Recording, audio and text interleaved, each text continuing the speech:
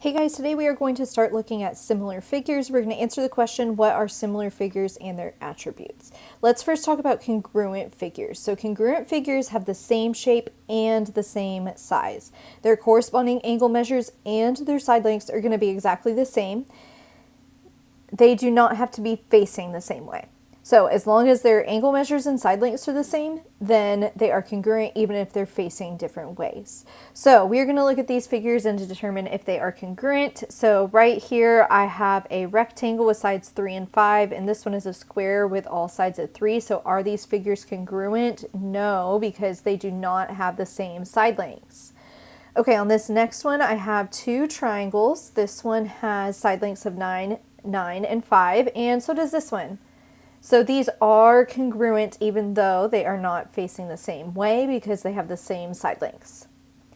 And this last one right here, I have two trapezoids with sides of 7, 7, 10, and 12. This one is the same, 7, 7, 10, and 12. So are these figures congruent? Yes, because they have the same side lengths.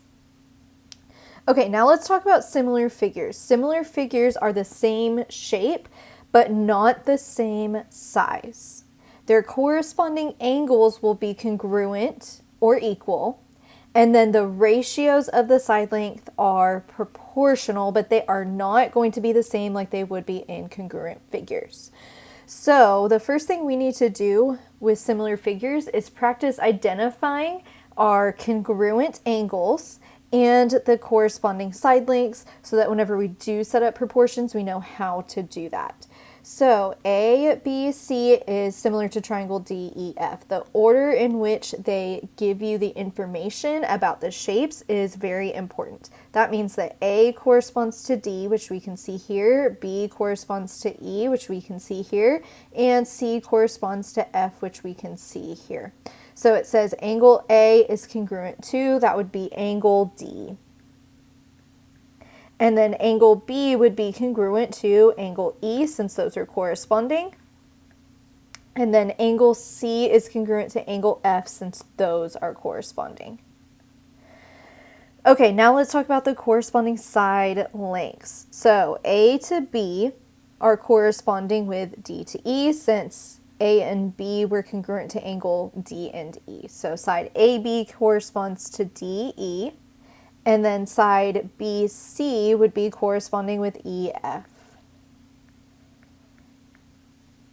And last one, side CA would be corresponding with FD.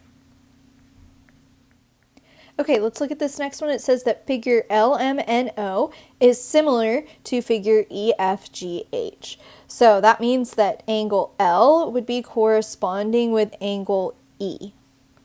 So it says angle L is congruent to angle E. And then the next letters in both of them are M and F. So M is congruent to angle F. And then the next letters are N and G. So angle N is corresponding to angle G, or congruent to angle G. And then angle O and angle H are the last letters, so O is congruent to angle H. Then it says side LM, that would correspond to the angles that were congruent to L and M were E and F. And then side MN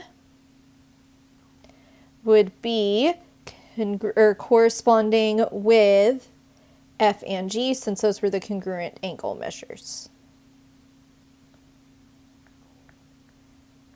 And then N and O, side NO, would be corresponding to G and H, since those were the congruent angle measures. GH and NO. And then the last set would be OL and EH or HE. So that is similar figures. They're going to have those congruent angles and then the corresponding side lengths. Let's talk about something found in similar figures, which is a scale factor. A scale factor is a ratio between the corresponding parts of similar figures. And you're always going to get that consistent ratio since similar figures are proportional. So to find the scale factor, you're going to do new divided by original of the corresponding side lengths. If the scale factor is larger than 1, that means that it was an enlargement. Our shape got bigger. If the scale factor is smaller than 1, then that means it was a reduction. Our shape got smaller. So let's look at this one right here. I can see from my original to my new figure, I got bigger. So my scale factor should reflect that. I should be getting bigger. And we just need to do new over original of corresponding parts. So I'm going to do 9 divided by 6. You also could have done 6 divided by 4, and you would get the same scale factor regardless of which set of corresponding sides you use. I'm going to do 9 divided by 6, and those are both divisible by 3. So that means that my scale factor is 3/2, which is bigger than 1, which is what this set of similar figures showed since we got bigger.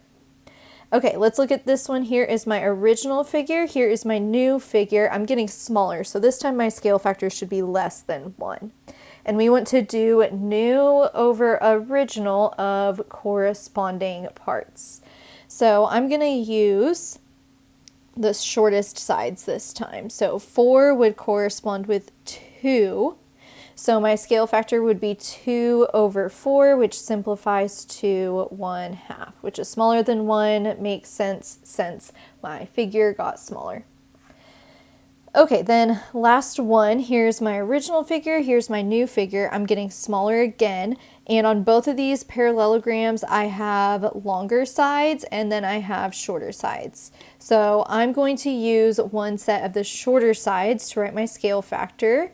So there's 3 corresponds with 2. So the scale factor of new over original would be 2 over 3.